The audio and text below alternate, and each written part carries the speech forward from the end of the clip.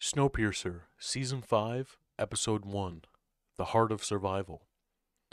This episode opens on a sweeping view of New Eden, now transformed into a bustling city. The once barren and desolate landscape is now home to permanent structures, built from salvaged train cars and other materials, reflecting the ingenuity and resilience of its inhabitants. Layton walks through the streets, greeting townspeople as they gather at the marketplace, while Josie is seen picking up their daughter, Leanna, from daycare. Benjamin, their second child, plays nearby with other children, all of them showing signs of growing up in this post-apocalyptic world. Both of Layton and Josie's children remain immune to the cold, a legacy of Josie's enhancements and the experiments done on Leanna. Melanie and Alex are at the Knox Science Center, named in honor of the late Ben, where they are researching the expanding warm pocket around New Eden. They discover that the pocket seems to grow larger each year, but the rate of growth is still unclear. Melanie, ever the scientist, calculates that it could take up to 1,000 years for the entire Earth to become habitable again, which stirs both excitement and unease among the crew. In a contrasting scene, we're introduced to Snowpiercer, now reduced to only 100 cars and manned by a skeleton crew of 200 people. Ruth Harvey and Bess Till oversee supply runs, scavenging resources from abandoned facilities in the frozen wasteland. They have become adept at finding critical materials, and with Snowpiercer's ability to stay docked at New Eden for only 16 hours before needing to depart, they've mastered efficiency. As life continues to unfold peacefully in New Eden, a shadow begins to loom. Far away in a secret bunker beneath Yellowstone's supervolcano, Mr. Wilford has spent the last 5 years preparing for his return.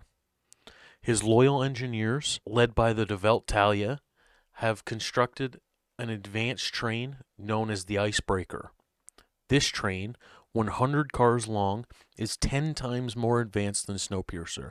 It can travel at speeds up to 500 kilometers an hour, operate on autopilot without human intervention, and sustain life for years with its advanced food-growing techniques and animal cloning labs. Wilford, always the master manipulator, has developed a cold-resistant serum, which he administers daily to his engineers, keeping them dependent on him for survival. The engineers treat him almost like a messiah, their unwavering loyalty secured by his promises of power and survival. However, cracks begin to form within his group.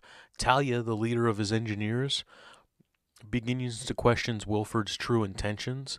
Although she remains outwardly loyal, the toll the injections take on her people makes her quietly doubt whether Wilford's grand plan is truly for the benefit of all. Meanwhile, in New Eden, Dr. Hedwood intercepts strange transmissions from a satellite orbiting Earth. At first, she dismisses them as random noise, but upon further analysis, she discovers that the transmissions contain advanced technology blueprints and coordinates. This revelation puzzles and alarms her. While she brings the information to Melanie, both women speculate that someone or something is still alive out there, possibly more advanced than anyone on Earth. They talk about another great engineer from before the freeze, and her name is Dr. Artemis Vale, Wilford's longtime competitor. By episode's end, tensions rise as Wilford prepares to launch his assault on New Eden. His ultimate goal is to recover the last stockpile of CW7, the chemical that caused the freeze in the first place. His plan is to use it to refreeze New Eden and the surrounding areas, ensuring that only those who follow him will survive. In the last scene, we see the camera pan across New Eden at night. A strange, distant rumble fills the air, people rushing outside, confused only to see the glowing lights of the icebreaker on the horizon.